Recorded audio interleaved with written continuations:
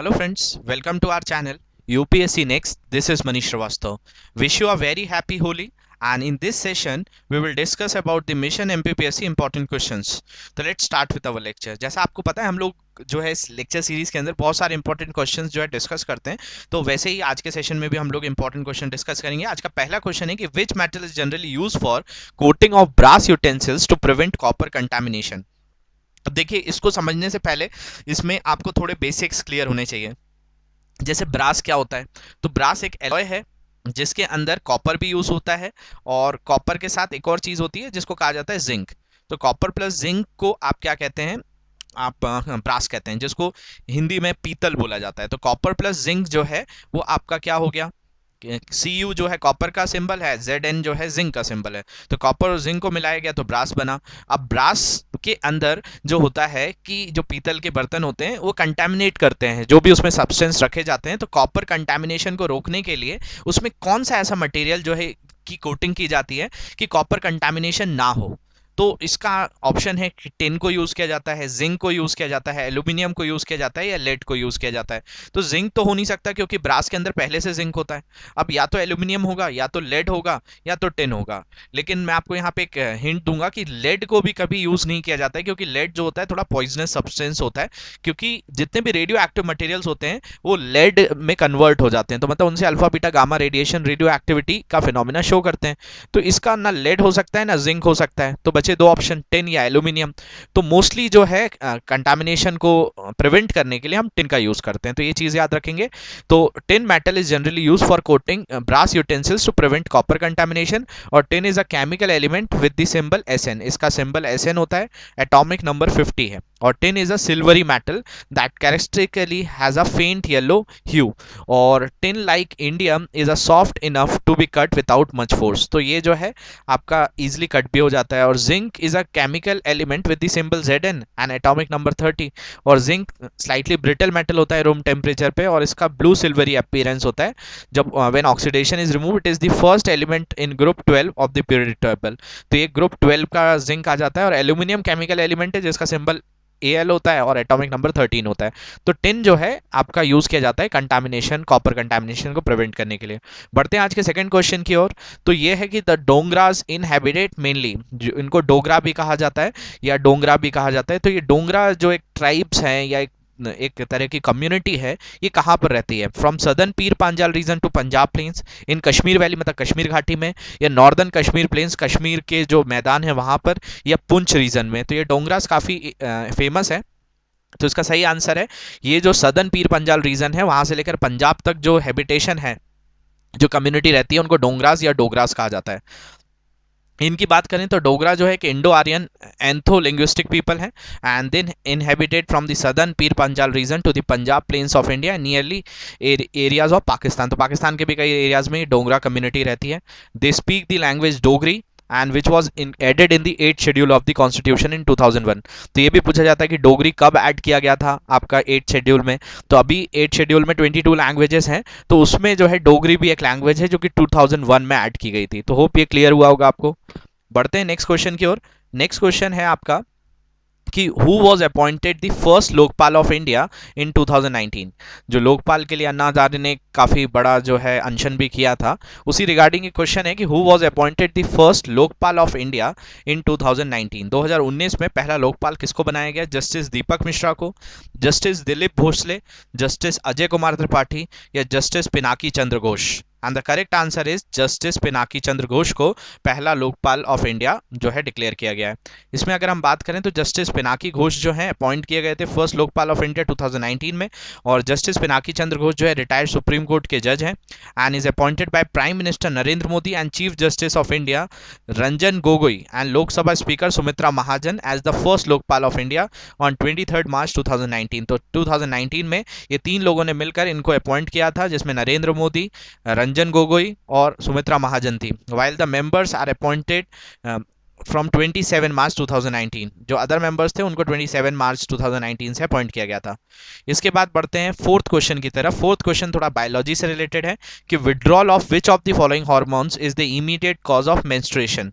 Females के अंदर जो मेंस्ट्रुएशन होता है वो किस हार्मोन्स के इमीडिएट कॉज के, withdrawal of which hormones is the immediate cause of menstruation. तो प्रोगेस्ट्रॉन, एस्ट्रोजन, एफएसएच या एफएसएच-आरएच, ये आपको बताना है कि विड्रॉल जो होता है किस हार्मोन की वजह से इमीडिएट कॉज होता है मेंस्ट्रुएशन साइकिल का। Then the correct answer is progesterone. Progesterone जो है याद रखेंगे कि इस हार्मोन के विड्रॉ होने से मेंस्ट्रुएशन साइकिल्स आती है। और इसके मैं पूरे फिनोमिना जो साइकिल भी है वो भी मैं आपको बता देता हूँ। तो मेंस्ट्रुएशन साइकिल जो होती है इसमें अगर हम बात करें तो रिदमिक सीरीज ऑफ चेंजेस है that occur in the reproductive organs of female primates. और ये जो मेंस्ट्रुएशन साइकिल्स होती है मंकीज में, एप्स में और ह्यूमन बींग्स में होती है। तो इन्हीं के अंदर होने के कारण इसको जो है मेंस्ट्रुएशन साइकिल कहा जाता है। And it is repeated after 28-29 days, या हर 28-29 डेज में रिपीट होती है। और इसमें 4 फेसेस होते हैं, ये हमारे लिए बहुत इंपॉर्टेंट है। पहला फेस होता है मेंस्ट्रुएशन फेस, जैसा आपको यहाँ डायग्राम में भी दिख रहा होगा। सेकेंड फेस जो होता है इसको कहा जाता है फॉलिकुलर फेस। फॉलिकुलर फेस के बाद जो है थर्ड होता है ओव्यूलेटरी फेस, और फोर्थ फेस होता है ल्यूटल फेस। जैसे यहाँ पे आपको दिख रहा होगा अर्ली ल्यूटल फेस होता है। इसके अलावा ये ओव्यूलेशन पीरियड जो होता है ओव्यूलेटरी होता है, और इससे पहले ये प्रोफेरेटिव जो है इसी को फॉलिकल फेस कहा जाता है। तो इसको थोड़ा सा समझते हैं। तो during the ovulatory phase at about 14 day of the cycle there is a rupture of the graafian follicle and the ovum get release. ये एक रप्चर होता है, ग्राफिकन फॉलिकल होता है, उसमें ओवम रिलीज होता है। और जो रप्चर होता है graafian follicle soon get transformed into corpus luteum, ये कॉर्पस ल्यूटम में कन्वर्ट हो जाता है। और corpus luteum get stimulated by the rising level of LH। ये जो होता है आपका, यहाँ पे अगर हम बात करें तो आप देख पा रहे होंगे अर्ली ल्यूटल फेस जो है, हम इसी की बात कर रहे हैं। तो ये ल्यूटल फेस को जो LH LP भी कहा जाता है। और इसमें अगर हम बात कर रहे हैं यहाँ पे, तो जो कॉर्पस ल्यूटम होता है वो bye the rising level of LH and start secreting the progesterone hormone. तो ये जो है आपका कॉर्पस ल्यूटम स्टिमुलेट होने लगता है और प्रोगेस्ट्रॉन हार्मोन को सीक्रेट करने लगता है। अब progesterone hormone is required for the maintenance of endometrium lining of the uterus. Uterus के अंदर जो एंडोमेट्रियम लाइनिंग होती है उसको मेंटेन करने का काम करता है। और in case if pregnancy does not occur after ovulation the level of progesterone start to fall down. और अगर प्रेगनेंसी ऑकर नहीं होती है ओव्यूलेशन पीरियड में, तो जो प्रोगेस्ट्रॉन होता है वो फॉल डाउन होने लगता है, और इसके कारण डिसइंटीग्रेशन होता है एंडोमेट्रियम लाइनिंग का। उसके कारण जो है आपका मेंस्ट्रुएशन साइकिल आ जाता है। तो मतलब यहां से ये याद रखेंगे आप कि विड्रॉल जो होता है प्रोगेस्ट्रॉन हार्मोन का, वही इमीडिएट कॉज बनता है मेंस्ट्रुएशन का। नेक्स्ट क्वेश्चन की तरफ बढ़ते हैं कि where was the sustainable development explain for the first time. सबसे पहली बार सस्टेनेबल डेवलपमेंट जैसा टर्म जो है वो एक्सप्लेन कब किया गया था? वर्ल्ड डेवलपमेंट रिपोर्ट में, ब्रंटलैंड कमीशन रिपोर्ट में, या फर्स्ट अर्थ समिट रिपोर्ट में, या ह्यूमन डेवलपमेंट रिपोर्ट में? And the correct answer is was discuss और explain for the first time in the Brundtland commission report. और अगर हम बात करें तो ये रिपोर्ट जो आई थी ये 1987 में आई थी। इस कमीशन का नाम बहुत अच्छे से याद रख लीजिए, ब्रंटलैंड कमीशन रिपोर्ट। और Brundtland report was published by United Nations world commission on environment and development in 1987। और according to the report sustainable development is the development that meets the need of the present without compromising the ability of future generation to meet their own needs. तो sustain करते हुए कोई भी चीज को बढ़ावा देना, ये एक जो है फर्स्ट टाइम डिस्कस किया गया था ब्रंटलैंड कमीशन रिपोर्ट इन 1987। बढ़ते हैं आज के 6th क्वेश्चन की ओर। The founder of Karkota dynasty Durlabh Vardhan followed. ये जो दुर्लभ वर्धन था कारकोटा डायनेस्टी का, ये किसको फॉलो करता था? वैष्णविज्म भगवान विष्णु को, ब्राह्मणिज्म या ब्रह्म को, शैविज्म भगवान शंकर को, या Jainism? And the correct answer is he followed Vaishnavism. भगवान विष्णु को फॉलो करते थे and he followed Vaishnavism, a great and pious devotee of Vishnu. Karkota की बात करें तो इसको दुर्लभ वर्धन ने ही फाउंड किया था during the life time of Harshvardhan. तो हर्षवर्धन के टाइम पे ये जो है कारकोटा डायनेस्टी हुई। And the Karkota dynasty mark the rise of Kashmir as a power in north India.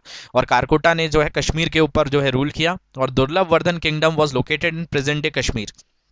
आज का जो कश्मीर है वहां पे दुर्लभ वर्धन जो है किंगडम हुआ करती थी। And he brought the Khyber Pakhtunkhwa area under इस कंट्रोल। ये खाइबर पास जो है आपका हिंदू कुश माउंटेन से कुछ पार्ट आपका अफगानिस्तान पाकिस्तान वाले रीजन में है, वहां पे भी हम बोल सकते हैं कि इस पार्ट को भी इन्होंने कंट्रोल में ला दिया था। और फेमस चाइनीज पिलग्रिम जो स्कॉलर थे जुआंग जैंग, इसी समय कश्मीर आए हुए थे। 1855 एडी में अवंती वर्मन ने जो है थ्रोन कश्मीर का जो है स्टैब्लिश किया था, और वहां पे एक डायनेस्टी लाए थे उत्पल डायनेस्टी, और यहाँ से कारकोटा डायनेस्टी खत्म खत्म हुई थी। तो कारकोटा कहाँ की डायनेस्टी थी, तो ये भी याद रख लीजिए कश्मीर की थी।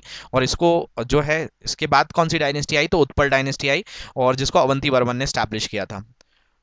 And today's seventh question is कि which one of the following statement regarding bleaching powder and DDT is correct? DDT और bleaching powder जो है और इनऑर्गेनिक कंपाउंड्स हैं, ऑर्गेनिक कंपाउंड्स हैं, दोनों के अंदर क्लोरीन होता है या दोनों के अंदर कैल्शियम होता है, तो the correct answer is both contain chlorine. ये याद रखेंगे, ब्लीचिंग पाउडर डीडीटी में क्लोरीन होता है। और इसके बाद में बात करें तो DDT and bleaching powder are compounds of chlorine. DDT which is dichloro diphenyl trichloroethane होता है, और इसको 1939 में पॉल हरमन म्यूलर ने जो है डिस्कवर किया था। ब्लीचिंग पाउडर जो होता है यहाँ पे CaCl2 होता है, इसका केमिकल नेम जो है कैल्शियम हाइपोक्लोराइट होता है। और gammexane is gamma hexa cyclohexane is used as insecticides use किया जाता है, और DDT is used to make synthetic insecticides. और ब्लीचिंग पाउडर को डिसइंफेक्टेंट की तरह यूज किया जाता है, और ऑक्सीडाइजर की तरह भी यूज करते हैं इंडस्ट्रीज में, और ये डिसइंफेक्टेंट है जो कि पोर्टेबल वाटर्स में यूज किया जाता है। तो दोनों के अंदर क्लोरीन होता है। नेक्स्ट अगर हम बात करेंगे in context of computer, worm is an acronym of. ये वॉर्म वर्ड को कहाँ यूज किया जाता है, तो write once read many, word on RAM memory, word optical recognition malware, या वायरलेस ऑपरेटिंग रीड मॉड्यूल। कई बार जो है इसको वायरसेस में वॉर्म का नाम यूज आता है, तो कई बार ये ऑप्शन लगता है कि सी वाला सही है, लेकिन इसका एक्रोनिम जो है राइट वंस रीड मैनी है, तो ये याद रखेंगे। इसके अलावा इसको अलग अलग तरीके से यूज किया जाता है। When used in all capital letters, warm is an acronym of write once read many, an optical disk technology that allowed you to write data on a disk just once. After that the data is permanent and can be read any number of times. तो एक बार उसमें आप data जो है right करते हैं और उसके बाद वो परमानेंट हो जाता है। अनदर टर्म वॉर्म, जिसमें स्मॉल लेटर्स यूज किए जाते हैं, जिसको मालवेयर कहा जाता है। तो ये याद रखेंगे, कैपिटल और स्मॉल का बहुत बड़ा फंडा है। और capital computer worm is a malicious virus that is replicating software program that affect the function of hardware और सॉफ्टवेयर प्रोग्राम। तो अगर कैपिटल में आएगा तो आप याद रखेंगे राइट वंस रीड मैनी, और स्मॉल में आता है तो वो एक वायरस है। Now the ninth question is also from computer कि which of the following programming language are considered as low level language? Basic, COBOL, Fortran, C++, assembly language या Prolog। तो आप याद रखिए, जब भी assembly language या machine language आए तो यही सबसे low level language है। Basic, COBOL पे कभी आप या C++ नहीं होगा। तो assembly language is the correct answer. इसका एक्सप्लेनेशन भी बताया मैंने। टू कॉमन लैंग्वेजेस जो है लो लेवल प्रोग्रामिंग लैंग्वेज है, एक असेंबली लैंग्वेज होता है, एक मशीन लैंग्वेज होता है। हाई लेवल प्रोग्रामिंग में आ जाती हैं सारी चीज़, Python, visual basic, Delphi, Perl, PHP, script, Ruby, C++, Java. और software developer can create and edit source code in a high level language using a programming IDE और even a basic text editor. लेकिन जो आपके सबसे पहले जो computers develop हुए थे वो असेंबली लैंग्वेज, मशीन लैंग्वेज को यूज करते थे। Now we are moving toward the final question of today's session. Kala azar is a slow progressing indigenous disease cause by which of the following protozoan parasites. ये काला ज्वर भी जिसको कहा जाता है, काला बुखार, तो ये जो एक स्लो प्रोग्रेसिंग इंडिजीनियस डिजीज है, देसी एक बीमारी है, जो कि किस प्रोटोजोअन पैरासाइट्स के कारण होता है? लिशमेनिया डोनावेनी, टीनिया कैपिटिस, एस्परजिलियस फ्यूमिगेटिस, या trichophyton verrucosum. And the correct answer is leishmania donovani. ये लिशमेनिया वर्ड जहां पे भी दिखेंगे याद रखेंगे, this is a kind of protozoa. जैसे मलेरिया भी एक प्रोटोजोआ है, वैसे ही आपका काला जर भी एक प्रोटोजोन डिजीज होती है जो लिशमेनिया डोनोवानी के कारण होती है।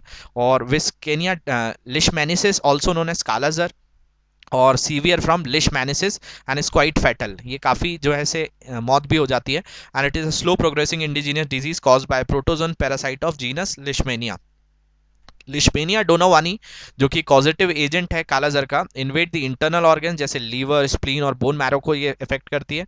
और साइन और सिम्टम्स जो है फीवर होना, वेट लॉस होना, fatigue, anaemia, swelling of liver and spleen.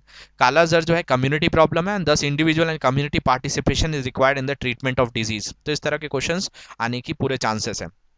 तो होप ये सेशन आपको अच्छा लगा होगा।